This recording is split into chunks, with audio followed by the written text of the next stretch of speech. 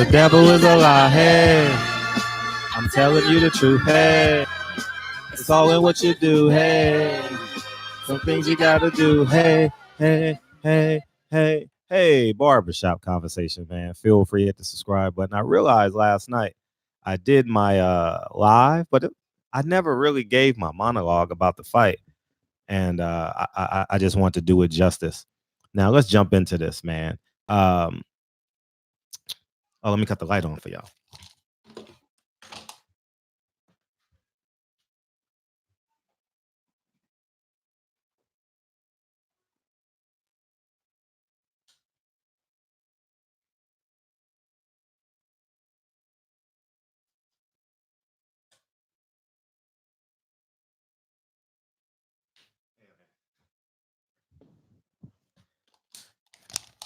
My daughter was playing with it, so anyways, it's off the.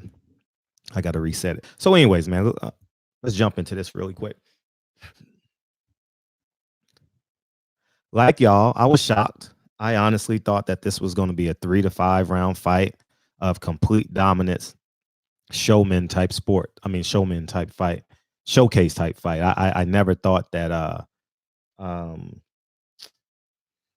Mean Machine would have a chance based off of what I saw his last 2 fights, and the last one being Ray Robinson, right? When I thought he lost and he got the draw. When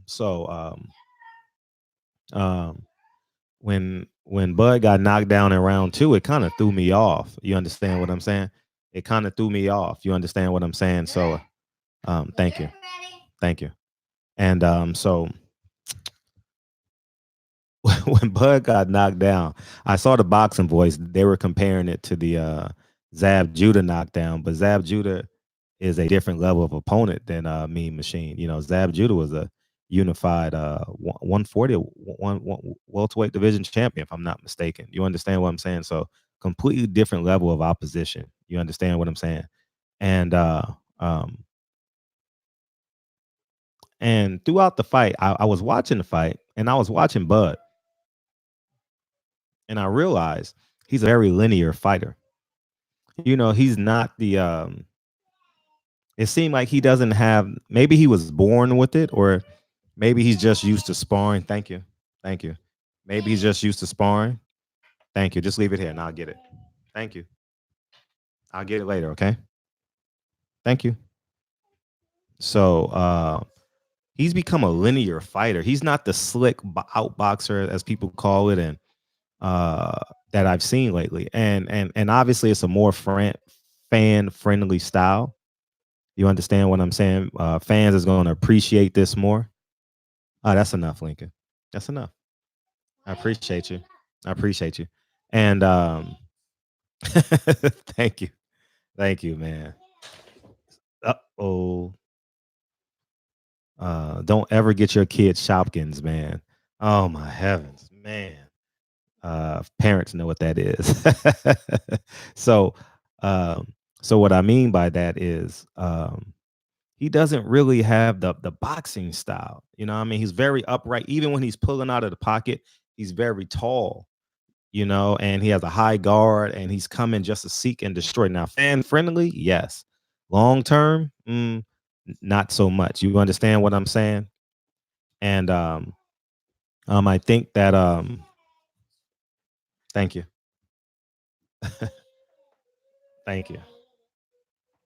They bringing me all the fruits and stuff from the Shopkins. But I think that he's gonna have problems with a guy like Errol Spence, who literally comes to seek and destroy. And we saw in the Mikey Garcia fight that he can box as well. You understand what I'm saying? Thank you, Kennedy. He can box as well, and he also can brawl, like in the Sean Porter fight. You understand? And so with that being said, I think he depends too much on the brawling type. You know, and I'll be fair. The objective is to hit, not get hit, and cash those big checks. You understand? And I know boxing, fan-friendly style, I would rather have seen that style, obviously, than someone coasting, you know what I mean? Because it's more fan friendly. All right. All right. You understand what I'm saying? So I think that the garden was rewarded. Now, as it relates to the extension,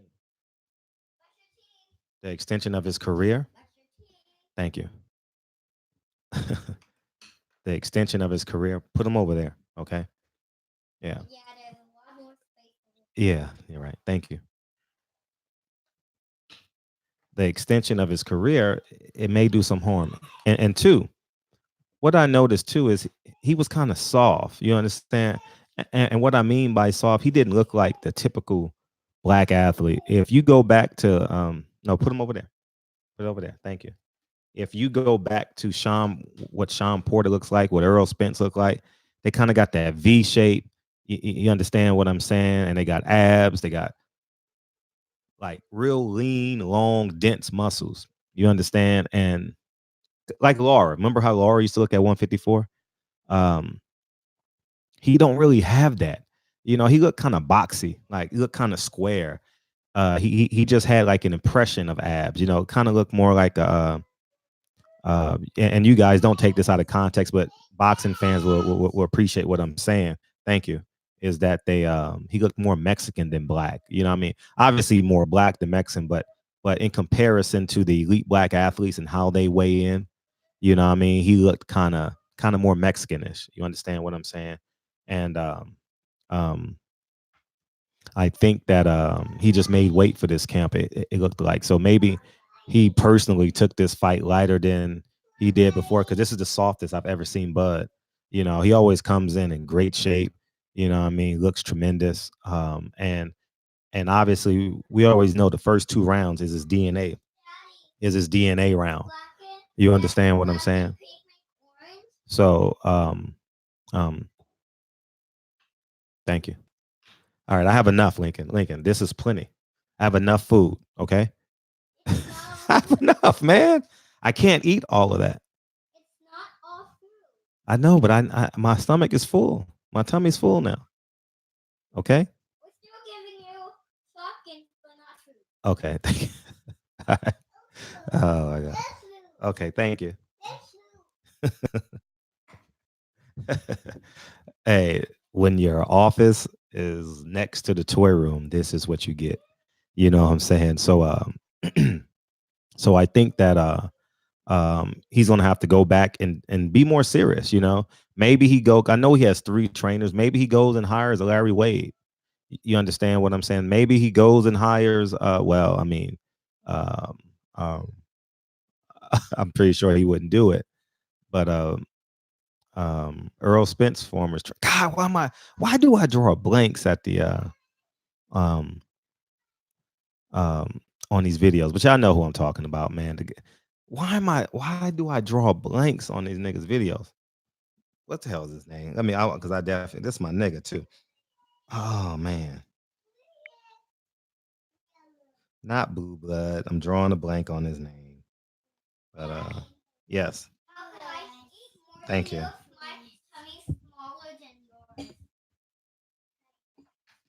Blu-ray, or he goes goes against Blu-ray. You know, because I thought Blu-ray and Earl Spence did a hell of a job together. You understand? Thank you. I appreciate you. And I think that um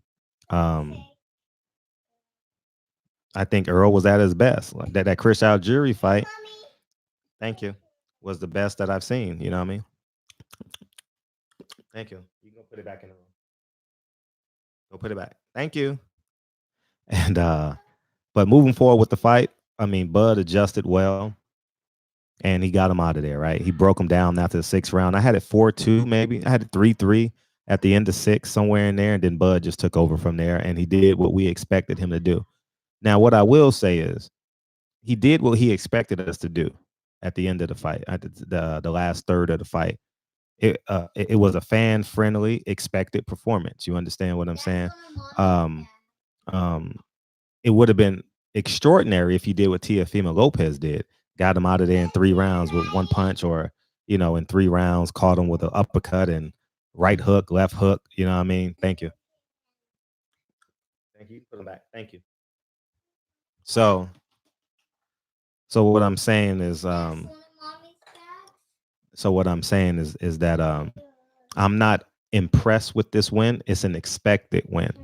You understand what I'm saying? So with that being said, I would give Bud C+ performance. You understand, because of his problems early in the fight. I genuinely, my honest assessment of Green Machine is, here you go, is that he's a straight up and down fighter, has no special effects. An athletic outboxer like a Bud Crawford should not have any problems with a guy like him, especially if he's the pound for pound best fighter in the world.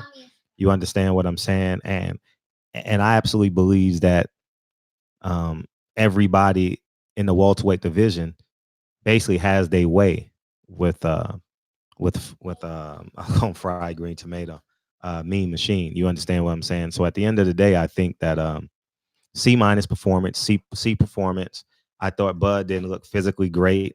You understand what I'm saying? I thought Bud looked physically average. He looked kind of soft a little bit. You know what I mean? And that's just my honest assumption. Now everybody wants to know, do I think he beats Earl Spence? I do not believe he beats Earl Spence. And I think honestly, Sean Porter is a 52-48 fight, leaning more towards Sean Porter, and that's just the work rate. You will understand. I believe Sean will outwork him. Work rate will be much higher. You understand what I'm saying? And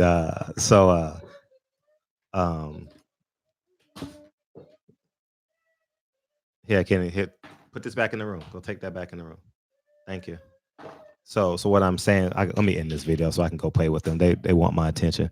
So anyways, man, Sean Porter 52-48. And that's just based off of Sean Porter's gonna come in the game shape. Larry Wade is gonna have him in tremendous shape, and it's gonna be a tough fight. It'll be a tough fight for Terrence, and I'll start. And it's totally up to Terrence and Sean. Kenny Porter, who is Sean's manager, okay, came out and said they want the fight. You understand? And if the managers say they want the fight, they want the fight. You understand what I'm saying? So Team Porter has spoken. Now we're waiting on Terrence Crawford. You understand what I'm saying? So and Sean typically never goes against his father, to my understanding. You know what I mean? Especially as it relates to, he's the expert on the business side. You know what I'm saying? So anyways, man, that's my take on it. And I'm gonna go back to playing Shopkins with my kids. And don't forget, 9 p.m. Eastern tonight, 9 p.m. Pacific tonight, we going live and we gonna dissect this and have a good time. And that's gonna do it. So Barbershop Conversations. Feel free to hit the subscribe button. I'll talk to you guys soon. Peace.